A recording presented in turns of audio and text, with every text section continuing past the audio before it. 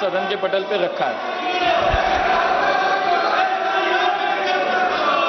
माननीय अध्यक्ष जी, मैं आपके माध्यम से माननीय मंत्री जी से पूछना चाहता हूं, वर्तमान में उत्तर प्रदेश सरकार में सहकारिता क्षेत्र में मजबूत करने के लिए अनेक कदम उठाए गए हैं, जा रहे हैं।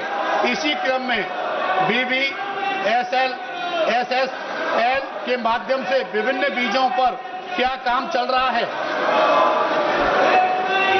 माननीय अध्यक्ष महोदय, हम सबको पता है कि देश में तकरीबन 8 लाख सहकारी संस्थाएं हैं और देश में उससे सीधे 30 करोड़ लोग सदस्य के तौर पर इस सहकारी संस्था से जुड़े हुए हैं। आज इस देश की 50% से ज्यादा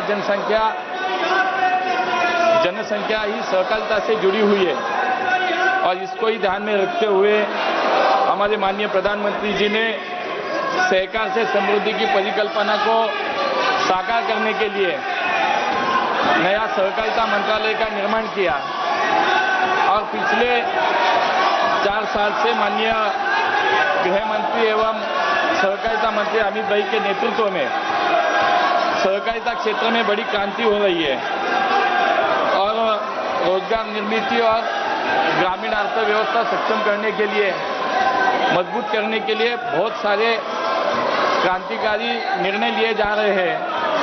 बहुत सारी पहले लाई गई है, जैसे कि हम सबको पता है कि सहकारिता का मुख्य जो घटक है वो है पैक्स और इसी पैक्स को सक्षम बनाने के लिए बहुत सारे कदम उठाए जा रहे हैं। उसमें 3 मल्टी स्टेट सोसाइटीज की स्थापना की गई, जिसमें कृषि उत्पाद के निर्यात को प्रोत्साहन देने के लिए NCL, जैविक उत्पादन को बढ़ावा देने के लिए NCOL और इसी के साथ स्वदेशी बीज बैंक बनाने के लिए और पारंपरिक मीठे बीजों का संवर्धन और प्रसार के लिए BBSSL की स्थापना की गई।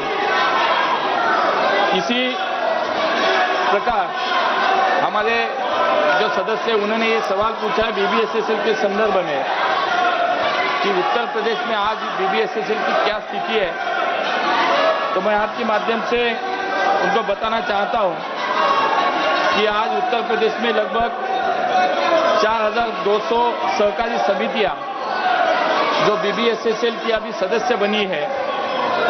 उत्तर प्रदेश की विभिन्न जिलों में अनेक फसलों का बीज उत्पादन किया जा रहा है।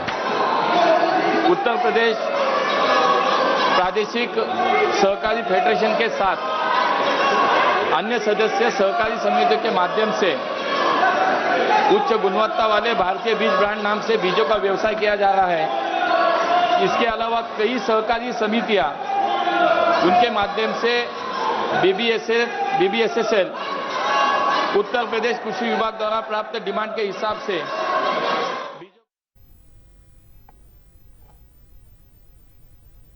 రెండవ రోజు పార్లమెంట్ శీతాకాల సమావేశాలు జరుగుతున్నాయి. SIR పై చర్చకు విపక్షాలు డిమాండ్ చేస్తున్నాయి. ఎన్నికల సంస్కరణలపై చర్చకు సిద్ధమంటూ కేంద్రం ప్రకటించింది. SIR కు వ్యతిరేకంగా పార్లమెంట్ వెలుపల విపక్షాలు ఆందోళన కొనసాగిస్తున్నాయి. ఇదే అంశానికి సంబంధించి పూర్తి డీటెయిల్స్ మా ప్రతినిధి వెంకటేష్ అడిగి తెలుసుకుందాం. వెంకటేష్, SIR పైన చర్చ జరపాలని విపక్షాలు నిన్నటి నుంచి కేంద్రం పైన ఒత్తిడి తీసుకొస్తున్నాయి. అయితే దీనిపైన కేంద్రం స్పష్టత ఇవ్వకపోవడంతో ఈ రోజు మరోసారి విపక్షాలన్నీ కూడా పార్లమెంటు మక్కర్ ద్వార్ వద్ద ఉదయాన్నే ధర్నాకు దిగాయి. స్టాప్ SIR, స్టాప్ ఓట్ చోరీ అనేటువంటి బ్యానర్ ను ప్రదర్శిస్తుంటూ రాహుల్ గాంధీ, సోనియా గాంధీ, ప్రియాంక గాంధీ సహా అనేక విపక్ష పార్టీలకు సంబంధించినటువంటి ఎంపీలందరూ కూడా నిరసనకు దిగినటువంటి పరిస్థితి. అలాగే ఇటు ఉభయ సభల్లో కూడా విపక్ష పార్టీలు SIR కు వ్యతిరేకంగా వారు నిరసన వ్యక్తం చేస్తున్నటువంటి సందర్భం మనకు కనబడుతుంది. నిన్న ఈ అంశంపైనే ఉభయ సభలు కూడా కార్యకలాపాలు ముందుకు సాగినటువంటి పరిస్థితి. కేవలం రాజ్యసభలో అభినందన కార్యక్రమానికి మాత్రమే నిన్న పరిమితమైనటువంటి సందర్భం మనం చూసాం. సో ఈ రోజు మరోసారి విపక్షాలు లోక్సభలో తీవ్రమైనటువంటి ఆందోళన చేస్తున్నాయి. ఇప్పటికే విపక్షాలు లోక్సభలో అన్ని కార్యక్రమాలను రద్దు చేసి ఈ ఎస్ఐఆర్ అంశం పైన వాయిదా తీర్మానం పైన నోటీసు పైన చర్చ జరపాలని పట్టుబడుతున్నటువంటి పరిస్థితి. అయితే కేంద్ర ప్రభుత్వం మాత్రం ఎస్ఐఆర్ పైన నేరుగా చర్చించేందుకు సిద్ధపడడం లేదు. ప్రధానంగా ఎస్ఐఆర్ అనేది కేంద్ర ఎన్నికల సంఘం నిర్వహిస్తుంది. ఎన్నికల సంఘం అనేది ఒక రాజ్యాంగ వ్యవస్థ, ప్రత్యేకమైనటువంటి వ్యవస్థ ఉంది. దానికి రాజ్యాంగ ప్రతిపత్తి ఉన్నటువంటి సంస్థకు సంబంధించినటువంటి అంశాలపైన డిస్కస్ చేస్తే దానికి సమాధానం ఎవరు ఇవ్వాలి. నిజానికైతే జనరల్ గా ఏదైనా చర్చ జరిగితే ఆ సంబంధిత శాఖ మంత్రి దానికి ఆన్సర్ చేయడం అనేది ఒక ట్రెడిషన్ గా వస్తుంది. కానీ ఈరోజు ఈసీఐ తరఫున ఎవరు ఆన్సర్ చేయాలనేటువంటి ఒక క్వశ్చన్ ఉద్భవిస్తుంది. నిజానికి ఈ అంశంపైనే కేంద్ర ప్రభుత్వం మల్లగుల్లాలు పడుతున్నటువంటి సందర్భం మనకు కనబడుతుంది.